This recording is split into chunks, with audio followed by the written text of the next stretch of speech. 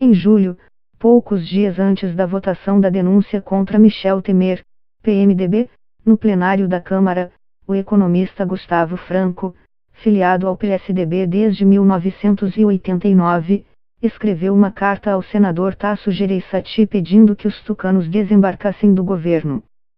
Infelizmente, incapaz até agora de se dissociar de um governo manchado pela corrupção institucionalizada que herdou do PT, o PSDB tem optado por deixar vazio o centro político-ético de que o país tanto precisa, diz o texto.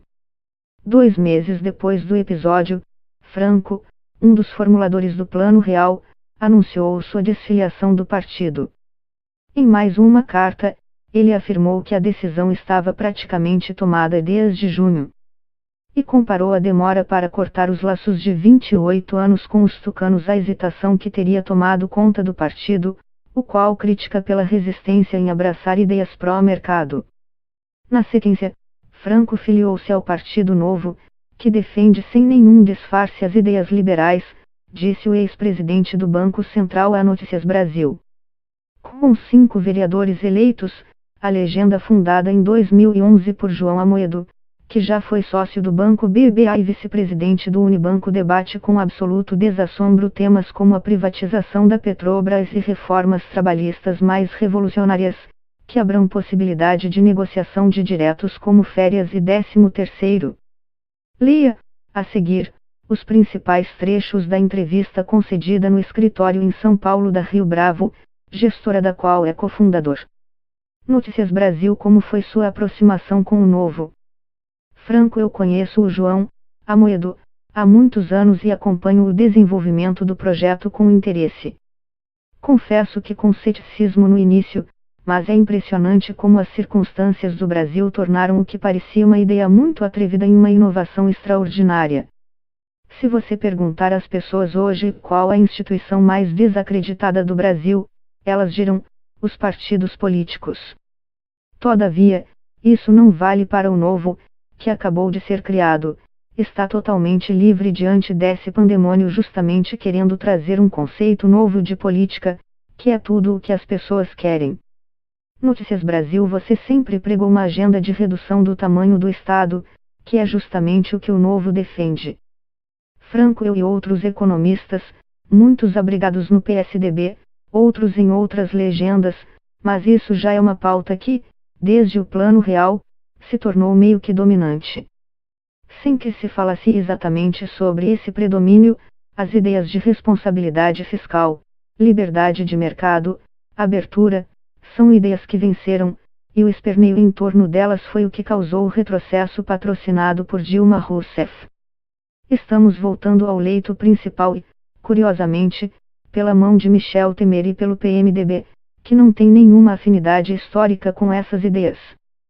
Porém, o fato de o próprio PMDB adotar esse tipo de retórica e de ação apenas revela que são ideias amadurecidas, que apenas precisam de uma expressão mais desenvolvida, que eu creio que vai acontecer em 2018.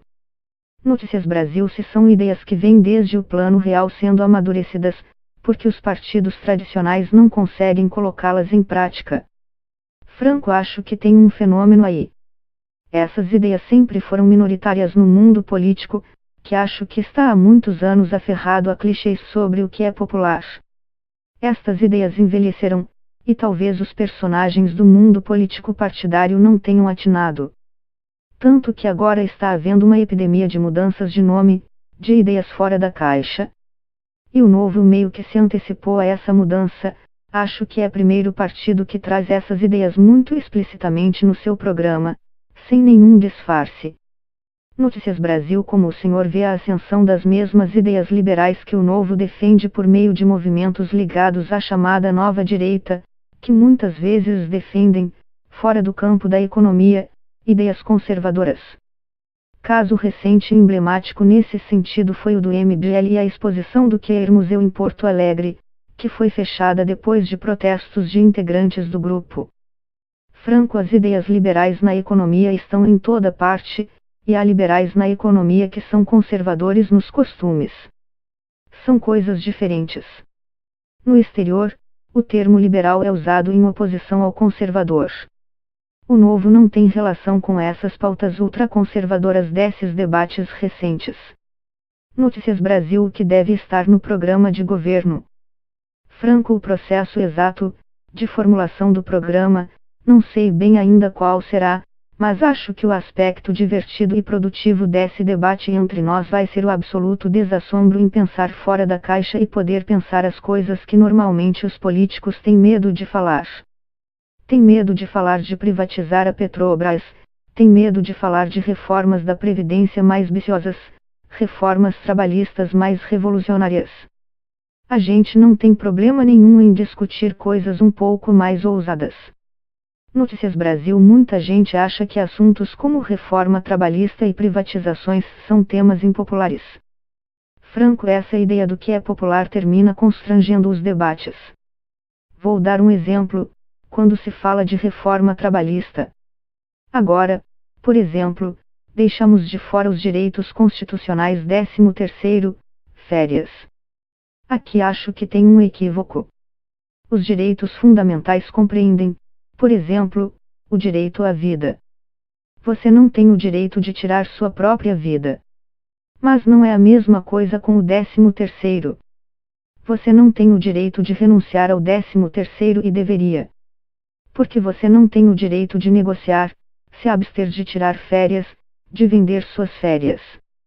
Notícias Brasil: nesse caso, como ficaria a questão do desequilíbrio de forças entre trabalhador e empregador? A discussão que se colocou durante a tramitação da reforma trabalhista foi a de que a possibilidade de livre negociação desses direitos poderia ser prejudicial para trabalhadores. Franco: acho que se criou um mito da hipossuficiência do trabalhador e do consumidor, todos seriam incapazes e precisariam da proteção do Estado contra eles mesmos. A reforma de agora já introduziu o conceito pelo qual o trabalhador que ganha mais que determinado valor é livre para negociar o que bem quiser. A partir daqui é só diminuir esse nível mínimo de remuneração que define o brasileiro que não é incapaz. Notícias Brasil: você já falou sobre privatização da Petrobras, comentou recentemente que o Banco do Brasil também estaria pronto para ser privatizado. Franco: são assuntos patrimoniais, do Estado, o que é preciso olhar fazendo conta, e não como se fossem temas religiosos. Longe disso. Nós temos um problema, por exemplo, no sistema bancário, de excesso de concentração. As duas organizações estatais, o Banco do Brasil e a Caixa, juntas, têm quase metade do movimento bancário do Brasil e são instituições de eficiência muito inferior às duas outras instituições privadas grandes. Criar um eixo de competição ali para criar tensão competitiva para o benefício do consumidor no sistema bancário seria maravilhoso. Por que não? Porque o governo federal tem que ter dois bancos comerciais fazendo exatamente a mesma coisa, geralmente com uma agência do lado da outra. Qual o sentido? Vamos discutir abertamente, sem preconceito. O fato é que o Estado brasileiro tem muita dívida e tem ativos. A dívida é mais cara do que os ativos rendem. Na ponta do lápis, isso é uma justificativa para vender ativos e liquidar dívidas. Notícias Brasil: dentro do Estado mínimo defendido pelo novo cabem os programas de transferência de renda, como o Bolsa Família, o SUS e a educação pública. Franco: sim, embora em formatos diferentes. Parece óbvio que o Bolsa Família precisa ter porta de saída, que o SUS precisa de reforma e que o governo gasta mal em educação. E não se trata de defender o Estado mínimo, mas de abandonar o conceito de Estado desnecessário e excessivo. Notícias Brasil: dentro dessa linha de pensamento, faz sentido existir uma instituição como o BDIS. Franco: acho que sim. Há a questão dos impostos que a sociedade paga ao PIS e a COFINS e cujos recursos vão para o BDIS. Aí é complicado. Todas as empresas pagam um imposto que vai para o BDIS, que, por sua vez, empresta para algumas empresas. Isso não é uma proposição, do ponto de vista distributivo, muito legal. Talvez a gente deva repensar o funding do BDIS e ele continuasse a existir. Repensar seu funcionamento seria sensato, assim como seria sensato repensar o funcionamento de instituições como o FGTS ou o FAT. Ambos são parte disso que a gente conhece como poupança forçada. O FGTS é uma poupança que rende muito pouco. O dinheiro é utilizado não por mim ou por você, mas pelo governo, para fazer políticas públicas. Ele usa nosso dinheiro, devolve um pedacinho e utiliza conforme suas prioridades. É um caso estranho de um fundo em que o seu dinheiro é usado conforme a conveniência do administrador. O FAT é parecido. As duas coisas poderiam ser juntas e transformadas em uma espécie de fundo de pensão, que investiria os recursos com retornos que deixariam as pessoas mais satisfeitas, que vertessem para a aposentadoria das pessoas. Como se estivéssemos criando aí uma espécie de reforma da Previdência 2.0, esta, no entanto, no regime de capitalização, como é no Chile e deu muito certo. Tá meio formado já, porque essas duas instituições seriam uma base super legal para fazer essa construção. Notícias Brasil: o candidato de vocês em 2018 será João Amoedo ou isso ainda é assunto em aberto? Franco: é muito cedo para dizer. Acho que ele está pronto para a missão, se for da conveniência do partido que seja ele. Acho que todos têm a noção de que a missão mais importante é a ideia. É fazer o partido subir vários degraus na sua existência.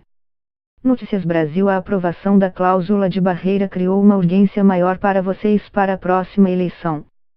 Em relação ao fundo partidário, a legenda já era contrária, certo?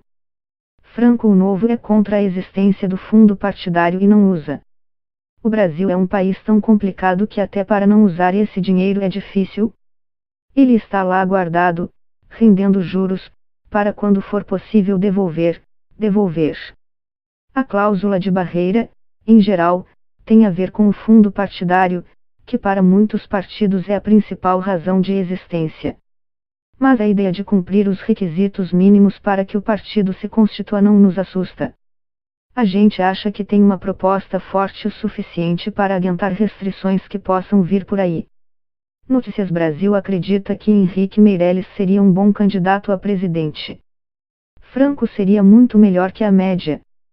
Notícias Brasil: o que acha das propostas da gestão Doria em São Paulo?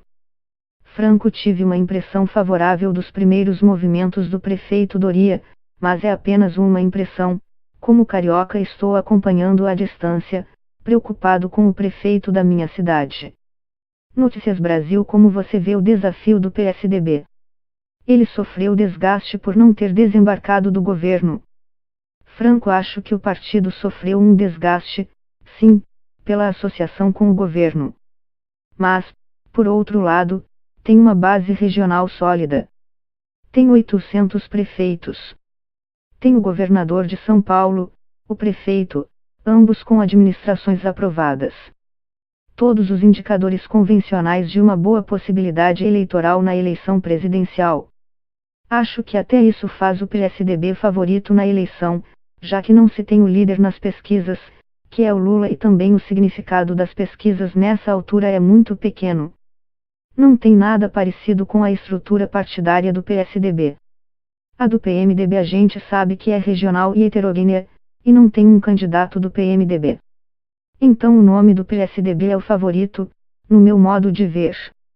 Mas os outros contendores vão ser muito importantes para estabelecer a agenda, a discussão, e o PSDB vai ter que se apresentar de um jeito que responda às críticas que as pessoas tenham à associação com o governo ou o que fez com as suas lideranças que erraram.